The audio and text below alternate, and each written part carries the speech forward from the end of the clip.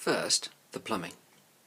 Where the water dripped through a crack in the roof on the cave, he had wedged the mudguard of a bicycle. The water ran through this, through the tube of a vacuum cleaner and into a big can with writing on it. By the side of this was a plastic football carefully cut in half, and Stig tipped up some water and offered it to Barney. Barney had swallowed a mouthful before he made out the writing on the can. It said, "Weed Killer." However, the water only tasted of rust and rubber.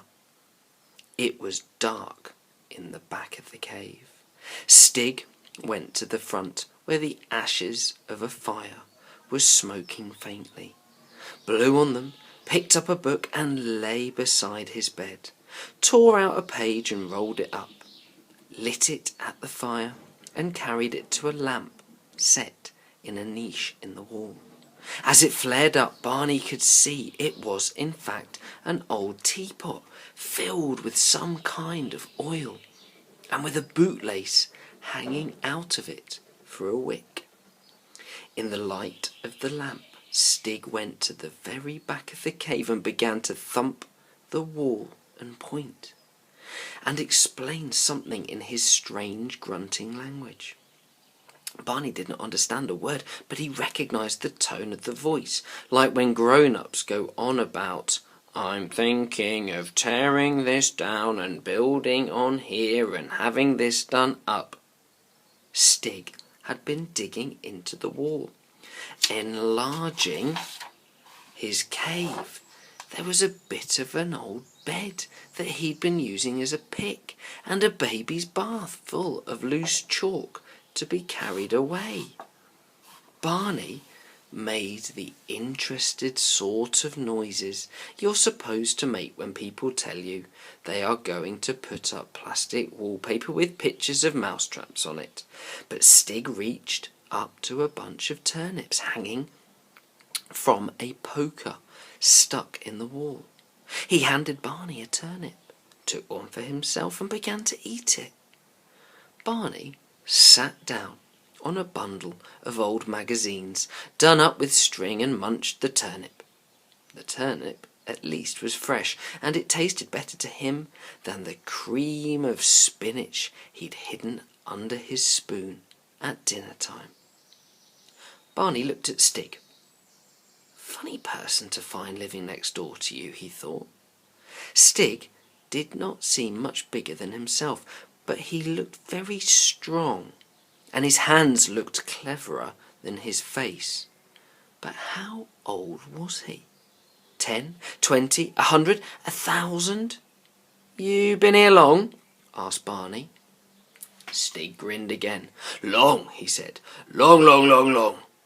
But it sounded more like an echo or a parrot copying somebody than an answer to his question.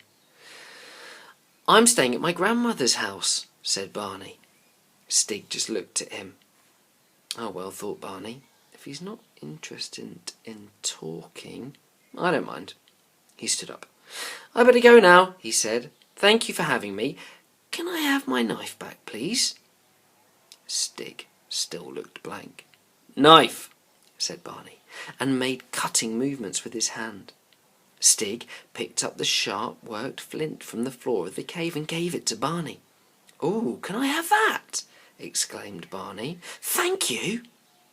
He looked at the stone, hard and shiny, almost like a diamond, and much more useful, and then he put it in his pocket and said goodbye again and went out of the low door of the shelter. It was getting late in the autumn evening, and it was already dark and gloomy in the pit. Barney knew there was a way out right at the other end of the pit, and by going a long way round he could get back to the house. There were rustlings in dry leaves and muffled sounds from the middle of the bramble patches, but somehow Barney found that he didn't mind. He felt the hard stone in his pocket and thought of Stig in his den under the cliff. You weren't likely to find anything stranger than Stig wherever you looked, and Well, Stig was his friend. When he got back to the house, his grandmother and his sister Lou were just coming in from feeding the hens. "Where have you been all this time?" asked his grandmother. "I went to the chalk pit," said Barney. "All by yourself?" exclaimed Lou. "Yeah, of course," he said. "What have you been doing?" his grandmother asked. "Well, I fell and bumped my head." "Poor old Barney," said Lou and laughed. "But it was all right," Barney went on, "because I met Stig." "Who's Stig?" they both asked together. "He's a sort of boy," replied Barney. "He just wears rabbit skins and lives in a cave. He gets his water through a vacuum cleaner and puts chalk in his bath. He's my friend." "Oh, good gracious," exclaimed Grandmother. "What funny friends you have, dear." "He means he's been playing caveman," Lou exclaimed helpfully. "Stig's just a pretend friend, isn't he, Barney?" No, he's really true," Barney protested. "Of course he's true," his grandmother smiled. "Now, Lou, don't tease Barney. Let's pretend Stig's a wicked wizard who lives in a cave and turns people into stone." Lou began eagerly. She was always inventing stories and games like that. "No," said Barney quietly, feeling the sharp flint in his pocket. "Stig's nice. He's my friend." That night he kept the flint under his pillow and thought of Stig out there in the pit, sleeping on his bed of bracken and old newspapers.